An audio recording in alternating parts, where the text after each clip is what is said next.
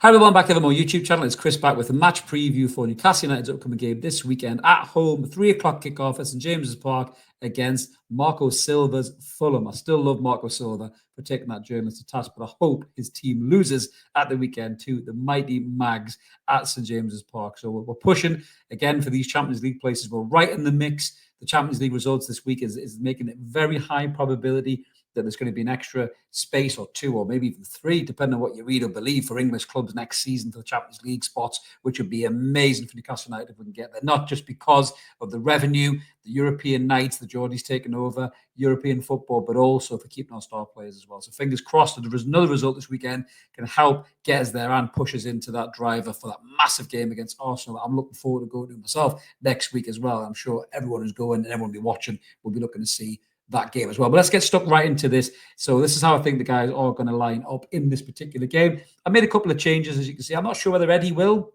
I hope he does, because I want the lads to be fit, firing fresh, ready for the Arsenal game on the Wednesday night. And we have to beat these fuckers. We really, really do.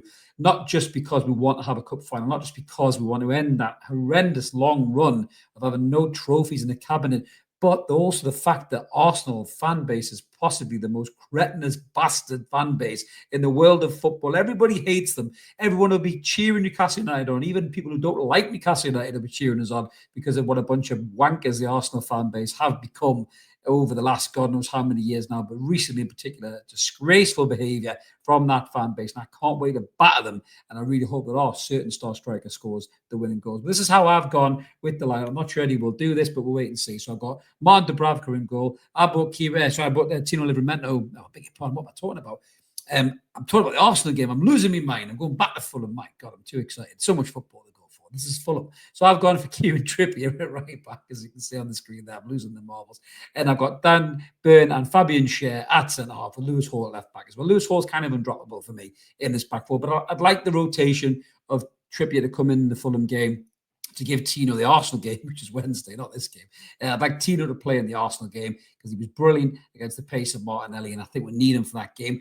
You know, against Fulham, who've got some good players as well, no doubt about it. Wolves got loads of pace. We'll talk about them in a minute. But I'd like Trippier to come in for this game and just, you know, maybe freshen a couple of things up as well. I want Botman to play against Arsenal midweek. So hopefully Botman will be rested for this game and be fresh for the Fulham game as well. Schär was a bit ropey in certain parts against Southampton, even though we won the game comfortably in the end. But I think Schär will start this game alongside Big Dan Burn against one of his old teams as well, which I'm sure will be very special for Dan Burn. In midfield, you can see I've made a change there. So I've actually dropped our captain, Bruno Guimaraes. She looked a bit pissed to come off at the weekend. I think it was a bit poorly or something. But again, with Bruno, I'd like to rest Bruno to be fully fit and sharp for the Arsenal game. I think Louis Miley needs some game time as well. I think he's proven he needs some game time. He was brilliant against Bromley. Come on, little cameos, 10 minutes here or there, look really good. You know, the fact that he was hooked on for Bruno at the weekend maybe shows Eddie's got that faith in him to play in that more advanced role as well, with Tonali sitting in the six. And I'd like to see Louis Miley start this game. He got his first Newcastle United goal against Fulham in his fixture last season, still in our intro video. But I'd like to see Louis come in and give Bruno a rest so he's more sharper and fitter for that massive game against Arsenal midweek. And obviously I've got Joe Linton in there in the midfield as well. Joe Linton could do with a rest too. So it could be one of the two. It could be Bruno out for Miley, or it could be Joe out for Miley. I don't know. But I think one of them needs a rest, in my opinion, because they're both really tired against the Saints. And the front three kind of picks itself. He can't really change because we don't have any other players. We don't even have Miggy Almiron anymore to come in as he's left the football club. But for me, I'm going to go for Anthony Gordon, Alexander Isak through the middle, and Jacob Murphy, hopefully continue that great run of form. And this is not going to be an easy game by any stretch of the imagination. We've had a great run of fixtures head-to-head against Fulham over the years. No doubt about that at all. But Fulham are a really decent side. And they've got some very decent players as well. They're sitting 10th in the Premier League. They're only about 8 points, I think, behind us. But they do play some nice football. The last time they played against Manchester United, they were really unlucky to get beat 1-0 by a goal from a player who should have been fucking sent off, in my opinion, for that ridiculous stamp that he did on the Fulham player in the shape of the very small shape of Lisandro Martinez, angry little man. He shouldn't have even been on the park. But in terms of how they lined up in the last game, some dangerous players here. You know, Bert Lennon goals, a good goalkeeper, no doubt about it at all. You know, not as maybe good as he once was predicted to be, but still a decent player.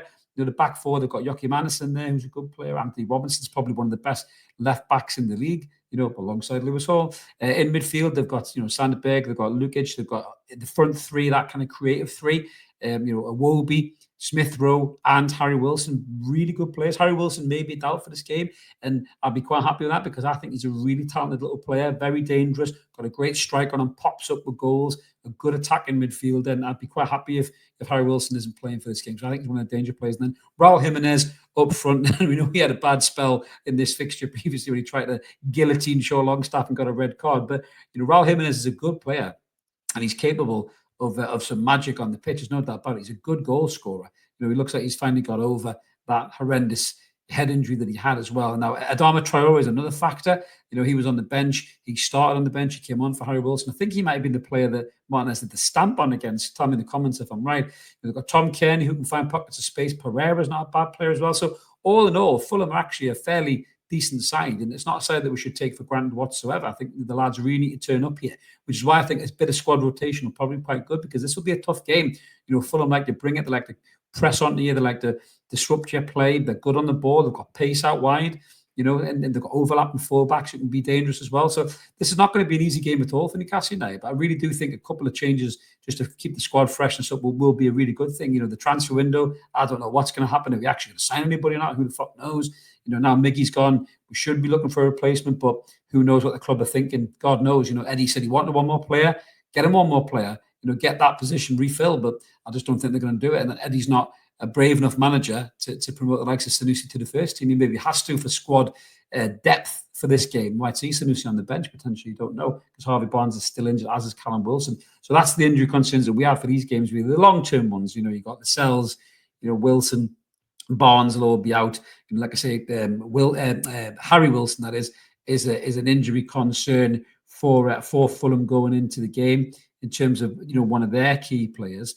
And for me, I just think this is going to be a difficult game. I really do. I think they've got Tete out as well. Reece Nelson, I think, is out as well, possibly. So a couple of good players for Fulham struggling with this game, struggling for fitness. Harry Wilson might make the game, and he is a dangerous player as well. But yeah, for me, I just think the Newcastle, certainly at home, the form that we're in, sitting in those Champions League positions, if the Champions League positions go as they hopefully should do, Newcastle will get that position. But I just think confidence is high. Alexander Isak is a man on fire. Get him the ball in key positions. The way he's playing, it's just flying in the back of the net. From Sandro Tonali looks incredible in that midfield position. Whether he's at the 6 or whether he's more forward to the 8, whatever it may be. Bruno and Joe, I think, could do with the rest, one of the two of them.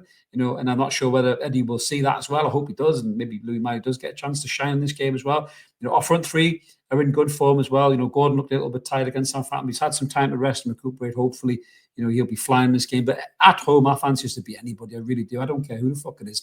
You could bring Real Madrid with Mbappe, Vinicius and Bellingham, and I fancy us to have a go at them at home and get a result, because that's how strong we are at home. And certainly in this fixture previously, we have been strong. So I'm going to predict a Newcastle United 2-1 win in this game. I think it'll be tight. I think Fulham will come and they'll play well. They'll use the ball well. They've got good ball players. They've got good pace. Got a decent centre forward as well. And there'll not be a rollover, And I think Marco Silva's a very good manager, and I like the way his teams play. So it's not going to be an easy game for Newcastle United. But when you get through this game, win it, keep that roll going, go into the midweek game against Arsenal with confidence. Hopefully a couple of lads rested their legs a little bit.